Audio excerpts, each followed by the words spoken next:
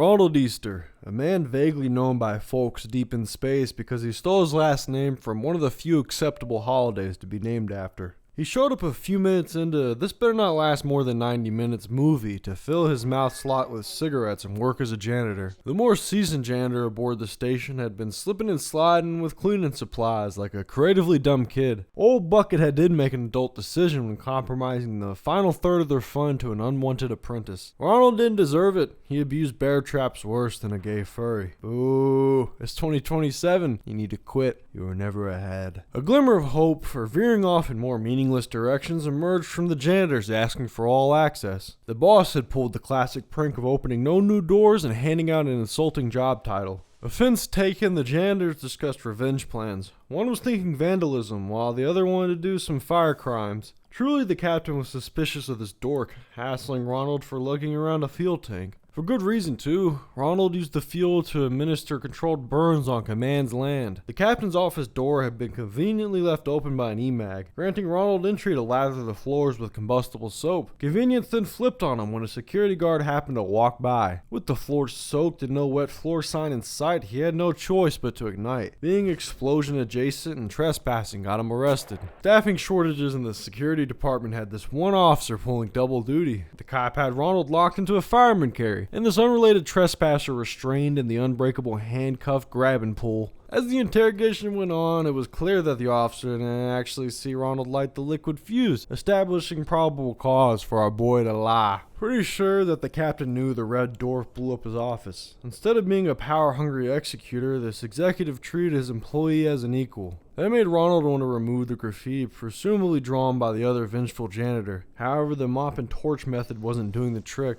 What did do it was the gifted cleaning grenade. That one move ended the ancient ongoing feud between cleaning men and boss men. Back at Ground Zero, as the cause of Ground Zero, Ronald received the handheld teleportation device for cleaning up a mess. His work was monotonous. See a stain, produce a pool of fuel, and touch it with a lighter. The head of personnel was skeptical of Ronald's ethics. Rightfully so. His explanation didn't make any sense. That didn't matter, because the HOP got distracted by flashing colors. A short time later, friendship with the captain advanced to the stage of smacking her favorite cap on a pal's noggin. Running into the HOP again, he was now unloading a volley of disabler beams throughout the hall. It seems he wanted to stun the guy that he was just mad about Ronald setting on fire. This goober missed every shot, except for the one that crossfired on the good old Ronnie. Spectating the HOP trying to take on the curator was like watching a bodybuilder charge thick skull first at a black belt. Pick any martial art, and this robust nerd looked as if he mastered them, dodging and disarming all of his opponent's attacks with ease. The fella just wanted to take his supervisor on a date to a coffee shop. Shit quickly turned into a shoving match. Sensei Librarian won this encounter too, by pinning the DMV clerk on the breakfast bar.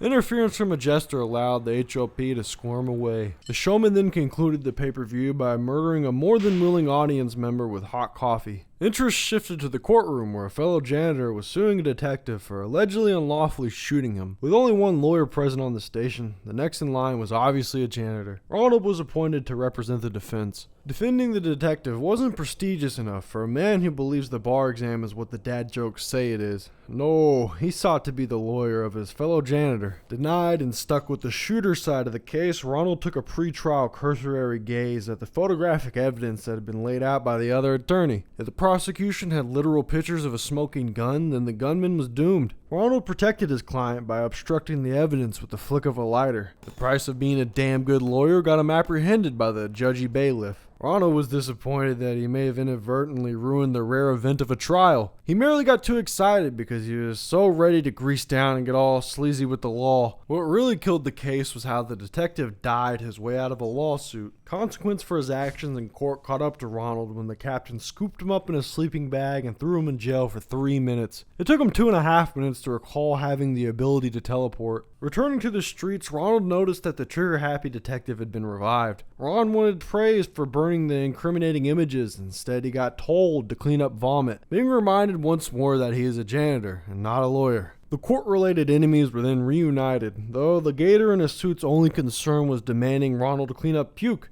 His response was giving the detective a portal to go fuck off in. From there on out, portals became the tool he used to acquire his desires. Along the warp, he met a guide that showed him how to get into the back of security through a doggy door. Inside, Ronald was greeted by that janitor who got shot. Rather than suing the rest of the station, he settled out of court and was given a job as a security officer. Ronald had to apologize to him for being such a fiery lawyer.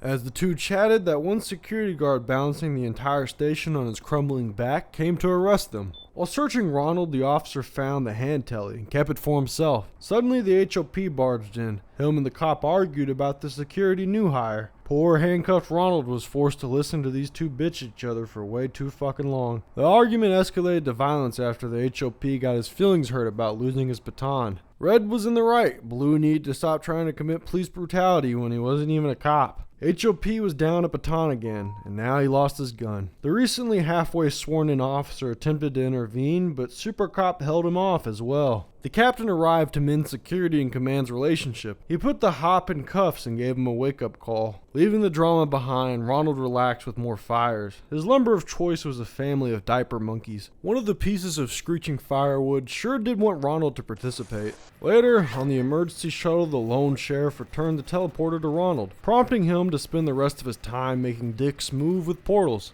If you haven't learned how to clean any mess yet, maybe another demonstration will help. Remember, what you gotta do is smother the grime in a flammable substance. Learn this from the spazzes who shout, "Kill it with fire," at anything that slightly scares them. Responsibility being Ronald's worst fear, he bombed his own closet, like when the walk to the bathroom is too far. Clown happened to peek into the stall and got caught by the blast, which made him let off a visually audible bruh. The next workplace cleaning tip is that you should eat any death sandwich you see lying around to save your coworkers from lethal belly aches. Apparently there's a proper way to consume it without dying, but this fat sloppy eater just shoved it down his throat and cut off any hope of breathing. He didn't even finish chowing down on the 1 foot long in the grave. A couple of bites was enough to kill him. After a stomach pump, perhaps a colon reset, whatever doctors do to revive those who catch food poisoning, Ronald was alive. The head of security then came to ask questions about the destroyed janitor's office. Ronald blamed the bombing on the clown. Common excuse that almost always works. Continuing the cleansing tutorial, make sure to exterminate any stray dogs with bear traps, since bears in space are too big for said bear traps.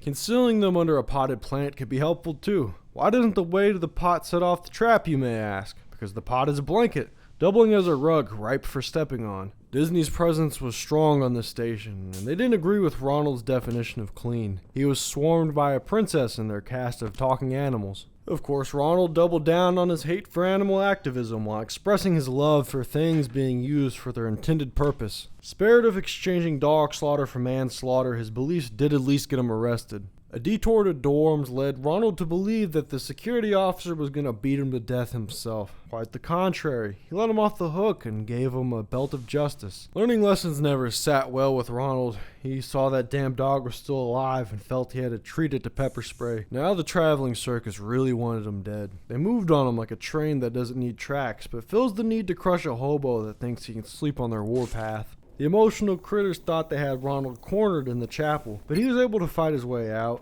Knowing the numbers advantage was too great, he dipped out into space. That wouldn't be the end, since the enforcer bear dragged Ronald's sorry ass back in to face the music played by animatronics. Never mind, that is his end, just got briefly delayed. Ronald's body floated into a new round and found new life. Joining mid-shift, he was made a traitor tasked with stealing a reflector trench coat. Nevertheless, he followed his own objective of using his current favorite syndicate item, the cleaning grenades loaded with acid. This product will eat up any germ along with anyone who even thinks about spreading germs. The next side quest involved a man in a green sombrero. He asked Ronald if he wanted superpowers. Clearly a ruse to get them alone in a room. Ronald still followed for curiosity's sake. He was brought to the Dark Alley Antagonist Convention, where him and a stranger compared energy swords. Ronald had good guy green while the other villain had bad guy double-sided red. Someone else approached the fellowship and tried tying cables around Ronald's wrist. He resisted, running from the awkward abductor until getting grabbed and thrown at the Emerald Mexican. During Ronald's turn, he equipped his pocket pistol and sent his attacker into a skating crawl.